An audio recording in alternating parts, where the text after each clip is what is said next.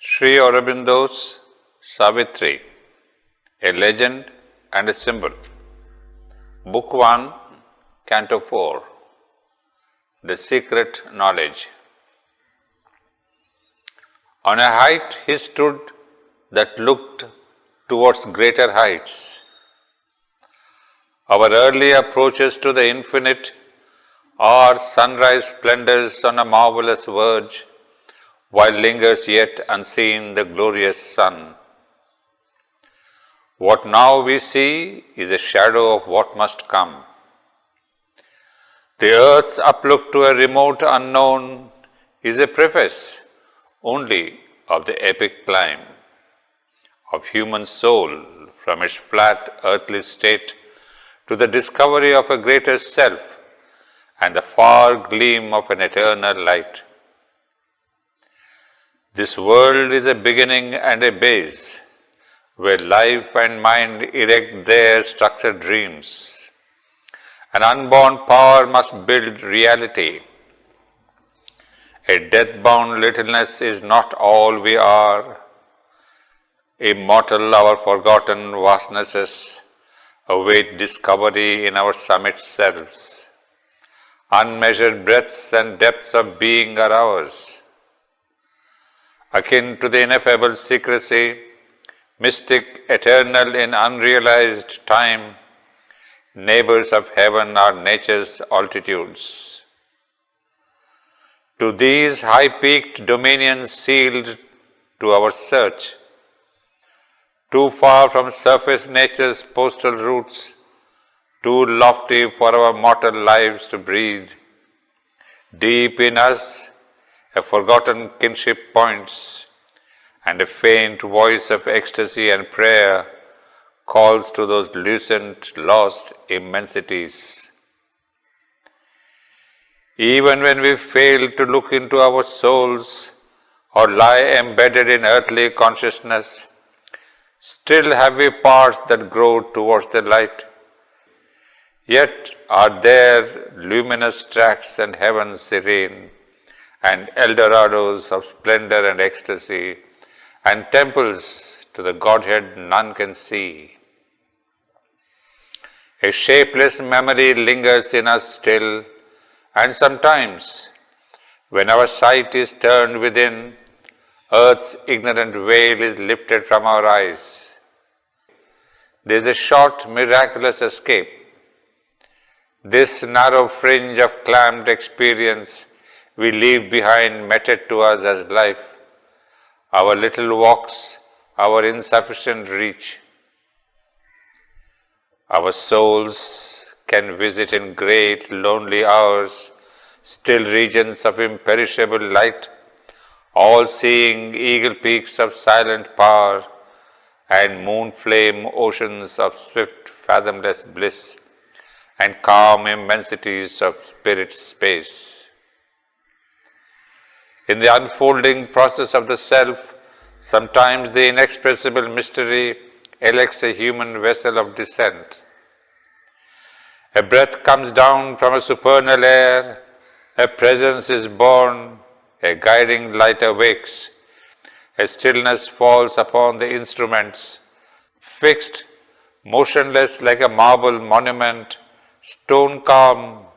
The body is a pedestal supporting a figure of eternal peace, or a revealing force sweeps blazing in. Out of some vast superior continent, knowledge breaks through trailing its radiant seas, and nature trembles with the power, the flame.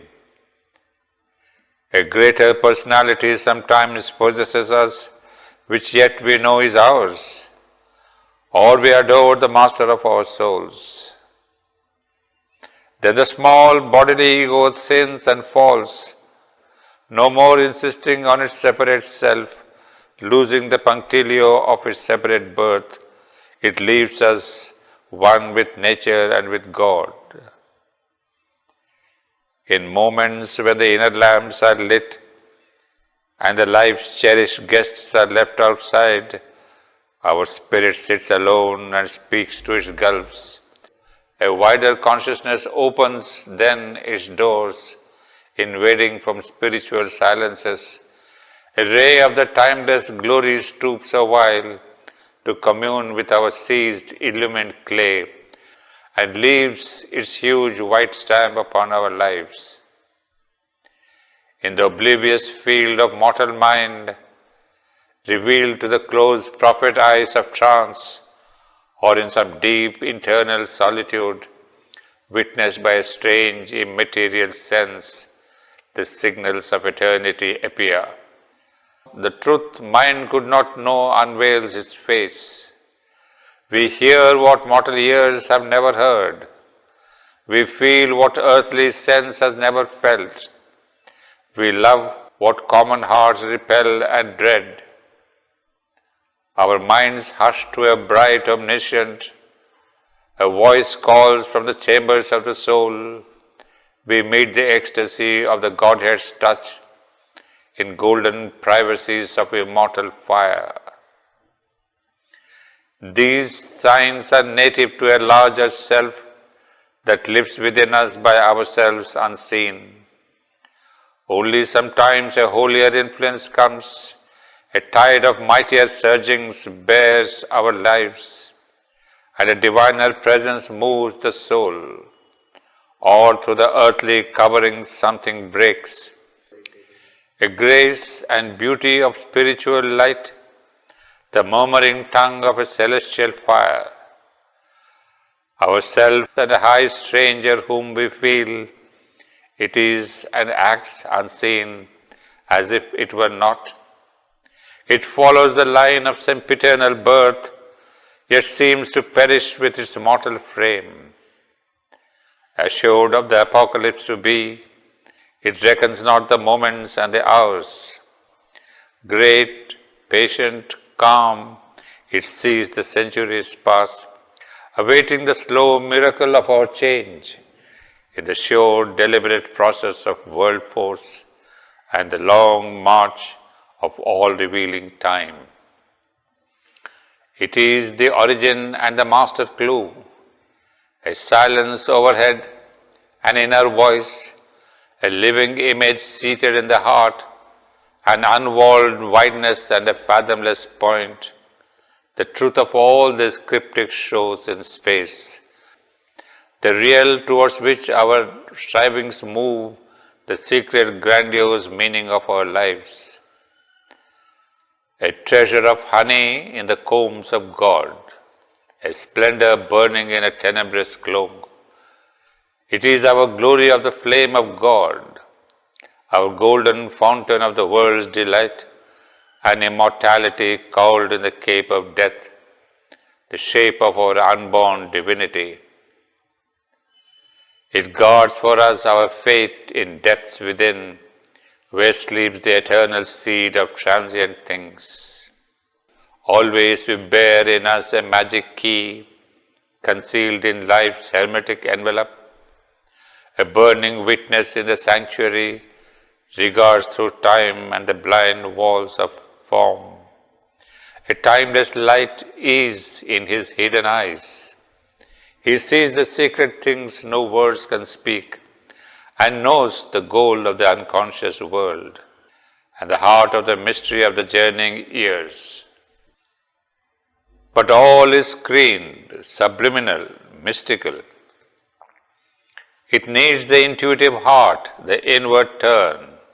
It needs the power of a spiritual gaze. Else to our waking mind's small moment look, a goalless voyage seems our dubious course. Some chance has settled or hazarded some will, or a necessity without aim or cause, unwillingly compelled to emerge and be. In this dense field where nothing is plain or sure, our very being seems to us questionable.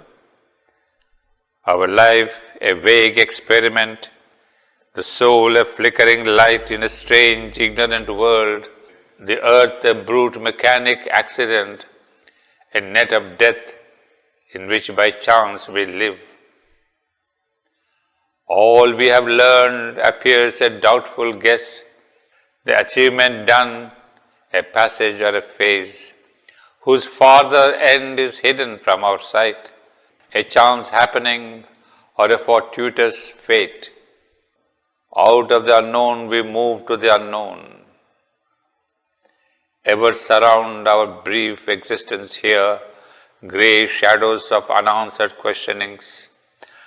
The dark inconscient signless mysteries stand up unsolved behind fate's starting line. An aspiration in the night's profound, seed of a perishing body and half-lit mind, uplifts its lonely tongue of conscious fire towards an undying light forever lost. Only it hears, sole echo of its call, the dim reply in man's unknowing heart, and meets, not understanding why it came, or for what reason is the suffering here, God's sanction to the paradox of life and the riddle of the immortal's birth in time. Along a path of eons serpentine, in the coiled blackness of her nascent course, the earth goddess toils across the sands of time. A being is in her whom she hopes to know. A word speaks to her heart she cannot hear. A fate compels whose form she cannot see. In her unconscious orbit through the void, out of her mindless depths she strives to rise, a perilous life her gain, a struggling joy. A thought that can conceive but hardly knows, arises slowly in her and creates the idea, the speech that labels more than it lights. A trembling gladness that is less than bliss, invades from all this beauty that must die. Alarmed by the sorrow dragging at her feet, and conscious of the high things not yet won, ever she nurses in her sleepless breast an inward urge that takes from her rest and peace. Ignorant and weary and invincible, she seeks through the soul's war and quivering pain the pure perfection her marred nature needs, a breath of Godhead on her stone and mire. A faith she craves that can survive defeat, the sweetness of a love that knows not death, the radiance of a truth forever sure. A light grows in her, she assumes a voice. Her state she learns to read, and the act she has done. But the one needed truth eludes her grasp, herself and all of which she is the sign. An inarticulate whisper drives her steps, of which she feels the force, but not the sense. A few rare intimations come as guides, immense divining flashes cleave her brain, and sometimes in her hours of dream and muse, the truth that she has missed looks out on her as if far off and yet within her soul. A change comes near that flees from her surmise, and, ever postponed, compels attempt and hope. It seems too great for mortal hope to dare. A vision meets her of supernal powers that draw her as if mighty kinsmen lost, approaching with a strange yet great luminous gaze. Then is she moved to all that she is not, and stretches arms to what was never hers. Outstretching arms to the unconscious void, passionate she prays to invisible forms of gods, soliciting from dumb fate and toiling time what most she needs, what most exceeds her scope. A mind unvisited by illusions gleams, a will expressive of soul's deity, a strength not forced to stumble by its speed, a joy that drags not sorrow as a shade. For these she yearns and feels them destined hers. Heaven's privilege she claims as her own right. Just is a claim the all-witnessing gods approve, clear in a greater light than reason owns. Our intuitions are its title deeds. Our souls accept what our blind thoughts refuse. Earth's winged chimeras are truth's steeds in heaven. The impossible, God's sign of things to be. But few can look beyond the present state or overleap this matted hedge of sense. All that transpires on earth and all beyond are parts of an illimitable plan. The one keeps in his heart and knows alone. Our outward happenings have their seed within, and even this random fate that intimates chance, this mass of unintelligible results, are the dumb graph of truths that work unseen. The laws of the unknown create the known. The events that shape the appearance of our lives are a cipher of subliminal quiverings, which rarely we surprise or vaguely feel are an outcome of suppressed realities that hardly rise into material days. They are born from the Spirit's sun of hidden powers, digging a tunnel through emergency. But who shall pierce into that cryptic gulf and learn what deep necessity of the soul determined casual deed and consequence? Absorbed in a routine of daily acts, our eyes are fixed on an external scene. We hear the crash of the wheels of circumstance and wonder at the hidden cause of things. Yet, a foreseeing knowledge might be ours if we could take our spirit stand within, if we could hear the muffled demon voice.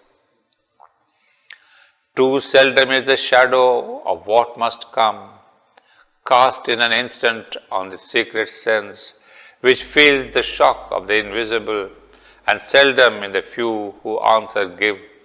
The mighty process of the cosmic will communicates its image to our sight, identifying the world's mind with ours.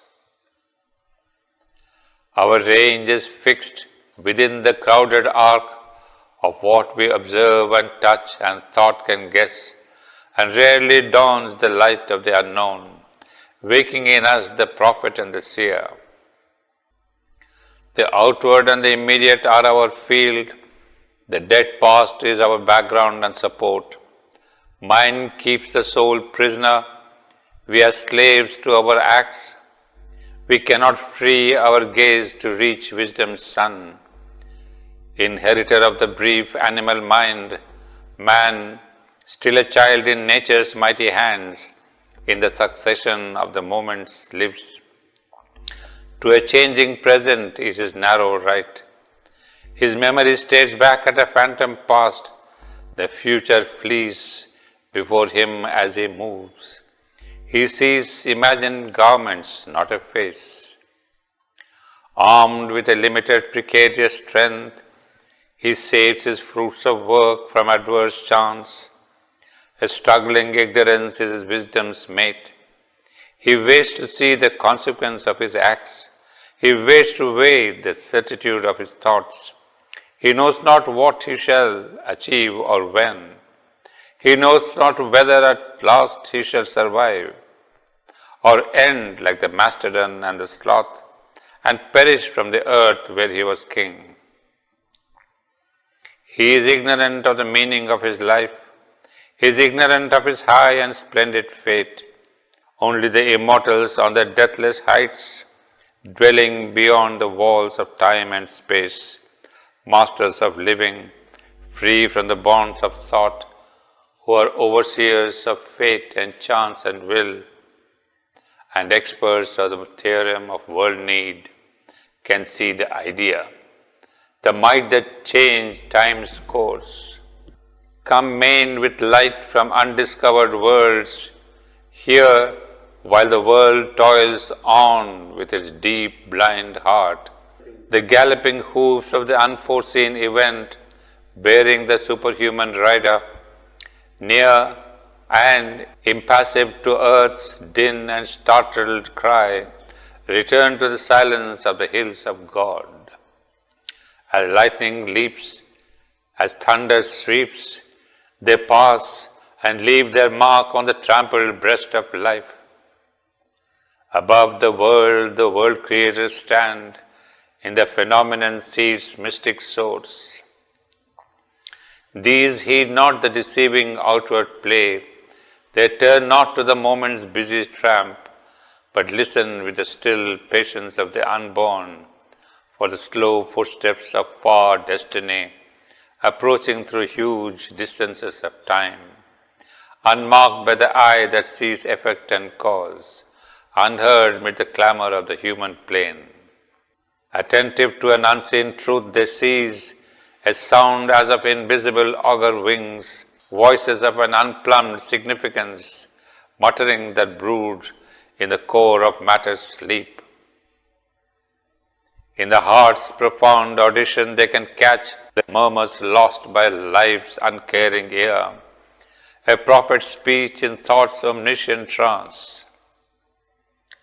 Above the illusion of the hopes that pass, behind the appearance and the overt act, behind this clockwork chance and vague surmise, amid the wrestle of force, the trampling feet, across the cries of anguish and of joy, across the triumph, fighting and despair, they watch the bliss for which earth's heart has cried, on the long road which cannot see its end, winding undetected through the skeptic days, and to meet it guide the unheedful moving world. Thus will the masked transcendent mount his throne. When darkness deepens, strangling the earth's breast, and man's corporeal mind is the only lamp, as a thief's in the night shall be the covert tread of one who steps unseen into his house. A voice ill heard shall speak, the soul obey, a power into mind's inner chamber steal, a charm and sweetness open life's closed doors, and beauty conquer the resisting world. The truth light capture nature by surprise. A stealth of God compels the heart to bliss, and earth grow unexpectedly divine. In matter shall be lit the Spirit's glow, in body and body kindle the sacred birth. Night shall awake to the anthem of the stars, the days become a happy pilgrim march, our will a force of the Eternal's power, and thought the rays of a spiritual sun. A few shall see what none yet understands. God shall grow up while the wise men talk and sleep, for man shall not know the coming till its hour, and belief shall be not till the work is done.